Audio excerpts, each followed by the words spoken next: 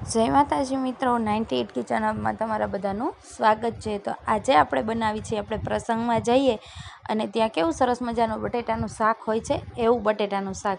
તો બટેટાના શાક બનાવવા માટે મેં બાફીને બટેકા લઈ લીધા છે અને 4 થી 5 પાવડા જેટલું તેલ એડ કરી દઈશ। 4 થી 5 પાવડા જેટલું તેલ સરસ મજાનું આપણે ગરમ કરી લેશું। તેલ ગરમ થઈ જશે એટલે એમાં પોણી ચમચી રાઈ, અડધી ચમચી જીરું અને સૂકા લાલ મરચાં, હિંગ, એટલી વસ્તુ આપણે એમાં એડ કરી દઈશું। અને પછી આપણે એમાં 2 ટમેટાં ઝીણા ઝીણા કટ કરીને એ આપણે એમાં એડ કરી દઈશું। અને પછી આપણે એમાં આદુ મરચીની પેસ્ટ એડ કરી દઈશું। તમે જે પ્રમાણે તીખું ખાતા હોય એ પ્રમાણે તમે આદુ મરચીની પેસ્ટ એડ કરી શકો છો। અમારે થોડુંક સ્પાઇસી વધારે જોતું હોય છે એટલે થોડું વધારે મેં પેસ્ટ એડ કરેલી છે। તમારે જેટલું ખવાતું હોય એ રીતે તમે બનાવી શકો છો। અને હા મિત્રો, બટેટાનું શાક તો બધાય બનાવતા પણ હોય છે, એટલે બટેટાના શાક બનાવવાની કોઈ નવાઈ નથી, પણ આ રીતે આપણે પ્રસંગમાં જઈએ ત્યારે બનતું હોય એ મેં એકવાર જોયેલું છે, એટલા માટે મેં આમાં રેસીપી એડ કરી છે। અને મિત્રો, હવેથી રોજ આપણા નાના નાના જે લંચમાં કોઈ આપણે વસ્તુ બનાવતા હશું રસોઈની, એના મિની વ્લોગ આવતા રહેશે, એટલે રસોઈના જ આવશે ટૂંકમાં, બીજા કોઈ મિની વ્લોગ નહીં આવે। અને હા, તો આ બધી વસ્તુ મેં એમાં એડ કરી દીધી છે અને સરસ મજાની એકદમ ટમેટાં છે એ એકદમ ગળી ગયા છે।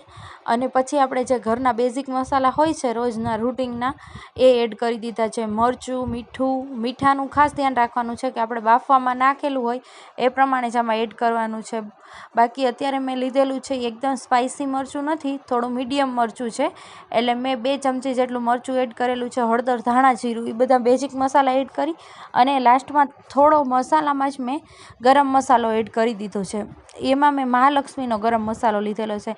અને પછી આપણે એમાં બટેટા એડ કરી દેવાના છે, જે બાફેલા બટેટા હોય ને એ એડ કરી અને સરસ મજાનું આમ થોડુંક ઊંચક નીચક એ રીતે હલાવી લેવાનું છે અને મસાલો એકબીજાને આમ ચડી જાય એ રીતે આપણે બનાવી લેવાનું છે। પછી 2 મિનિટ જેટલું એમને રહેવા દેવાનું છે, એટલે એકદમ સરસ મજાનો બધો મસાલો એમાં ચડી જાય, સોતળાઈ જાય એ રીતે। અને પછી આપણે એમાં 1.5 ગ્લાસ જેટલું પાણી એડ કરીશું।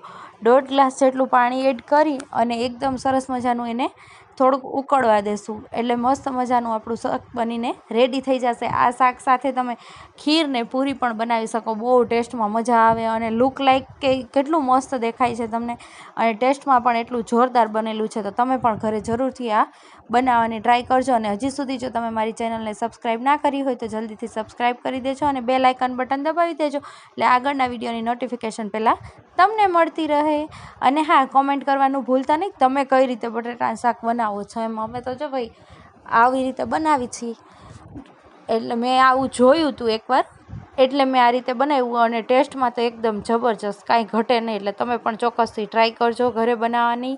અને નેક્સ્ટ રેસીપી આપણે શું બનાવીએ એની પણ મને કોમેન્ટ કરજો। તમે લોકો કોમેન્ટ તો કરતા નથી કાંઈ, પણ તો એ જરૂરથી કોમેન્ટ તો કાંઈક કરજો કે શું આપણે બનાવી, અને તમે પણ બનાવીને ટ્રાય કરજો।